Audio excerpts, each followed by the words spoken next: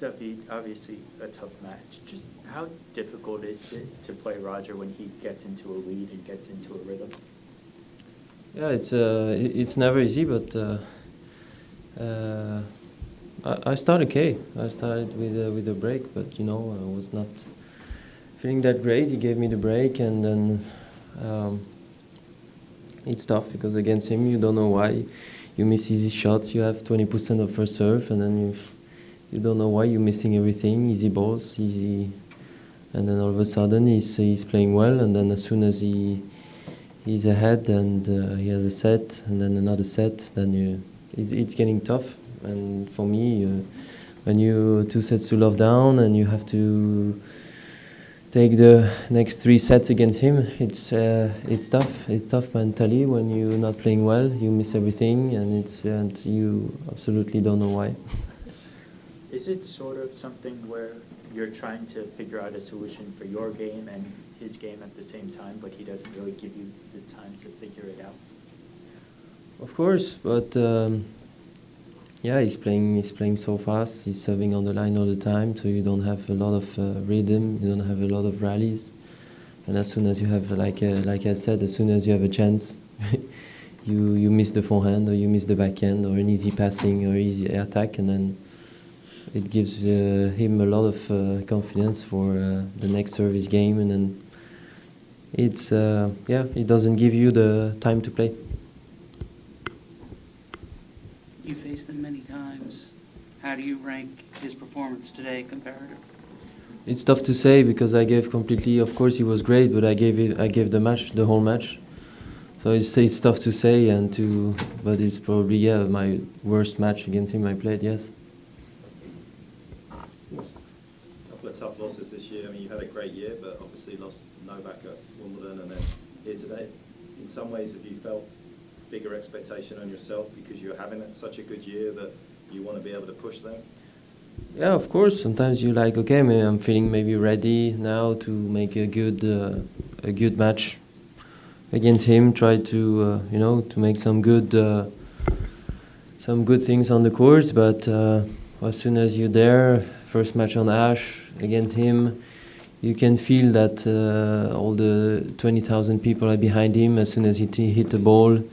And all of a sudden, every shot is 10 times tougher than usually.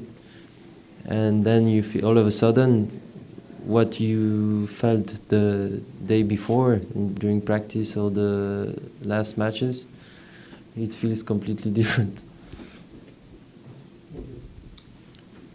We live in this era of the big three with Roger, Rafa, and Novak.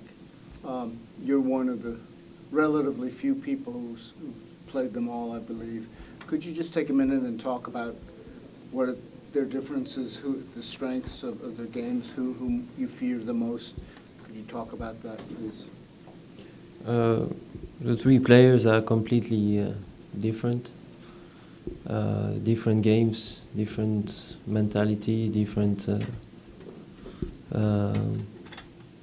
stuff. They are better on a different surface as well. So it's nice to have those three because they are so good and so different. So it's nice to have to see those players, but it's so tough to play them against Novak and Rafa. You have ball to hit, but they are so physically really tough.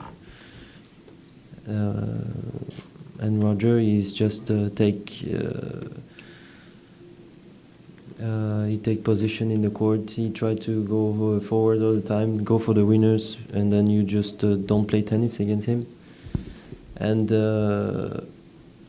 no, they are just mentally really, really strong. They want to win everything. They want to stay there. They want to win trophy all the time. All the time, they are improving. Even if they are more than 30, more than 25, they're still there physically. And no, they are. It's tough to beat them for the moment. Can you say which is toughest? Rafa on clay, Roger grass, Novak hardcourt? Well, it's tough to say. It depends how good they can be. Sometimes they are their best, and then it's tough. But for the moment, I would say Yeah, Novak is probably the best for the moment. Yes. Anything else on this? You good? Thanks. David, tu l'as vu venir, je sais pas si on parle d'un jour sans ou d'un moment donné où il n'y a plus rien qui fonctionne. Ça devait être très pénible sur le court. Est-ce que tu as eu des signes avant-coureurs Non, pas du tout. Je me sentais bien, mais comme je l'ai dit en anglais, dès qu'on se retrouve sur le court et que voilà, on se sent bien, et puis dès qu'on se retrouve face à lui, et que tout d'un coup on se met à mal servir, on se met à rater des balles qu'on n'a pas l'habitude de rater, on sent vraiment pas bien, il laisse pas jouer. Dès qu'on rate, derrière, il fait soit un service gagnant ou soit un coup droit ou de très bons points. Donc en plus d'être très bon, si moi je suis très mauvais, là l'écart est très grand. Il y a un moment où tu sentais que tu étais dans une spirale descendante et tu n'arrivais pas à t'en sortir. Il y avait ce sentiment un petit peu sur le court ou... C'est compliqué parce qu'après, une fois que c'est parti et que j'ai plutôt bien commencé, mais il essayait vraiment de jouer encore plus vite que la lumière au début, dans les 3 premiers jeux, donc il a fait quelques fautes. Et c'est là justement que je me suis dit qu'en breakant, il allait un petit peu ralentir et que j'allais avoir un peu plus de rythme. C'est justement là que j'ai raté et que j'ai perdu l'occasion directement de bien commencer et de me mettre à l'aise dans le match. Et puis tout de suite, ça l'a mis à l'aise de revenir dans le match, de breaker direct derrière et de faire 6-2. Donc là, à partir de là, ça m'a frustré. C'est une frustration qui monte parce qu'on sait qu'on se met à rater des trucs qu'on n'a pas l'habitude, on se met... Et là, quelque part, il y a une spirale qui se met en route et on se dit que ça va être très compliqué. En plus, lui, il monte de plus en plus en niveau de jeu parce qu'il est de plus en plus en confiance, il se relâche, il tente de plus en plus de trucs et comme il est quand même doué, il les réussit.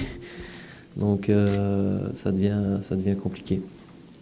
Il n'y a pas de soucis physiques Non, je crois pas. Pas que je sache.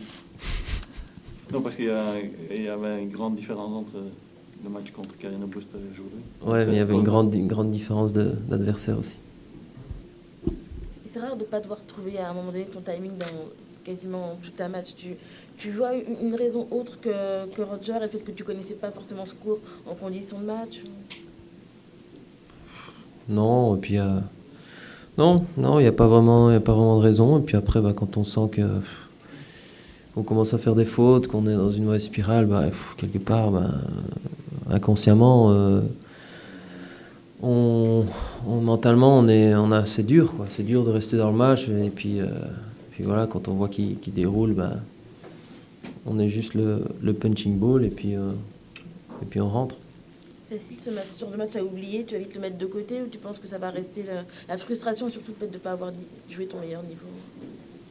Non, il reste évidemment un peu de frustration parce qu'on veut bien faire, mais je crois qu'aujourd'hui, même si la manière dont j'ai joué aujourd'hui, c'est sûr que j'aurais pu mieux faire, mais je pense pas que j'aurais pu gagner aujourd'hui. Mais il y a la frustration de ne pas avoir au moins fait ce que je devais faire. La tournée américaine reste très bonne. Est-ce que ça te donne... tu vas repartir avec un élan, avec d'autres idées pour le reste de la saison, j'imagine? Oui, bien sûr, on va continuer. Le bilan est super positif avec Cincinnati ici. Au niveau de jeu, était vraiment très bon. Et on va continuer. Là, maintenant, il va y avoir un peu de repos. Et puis la suite de la saison va continuer, mais ça va être avec la même envie, la même détermination et essayer de maintenir ça, le bon match et le bon niveau que j'ai pu montrer dans la tournée ici. Et le programme reste Metz, Tokyo. Metz, Tokyo, Shanghai, ouais. Merci. Merci. Merci David.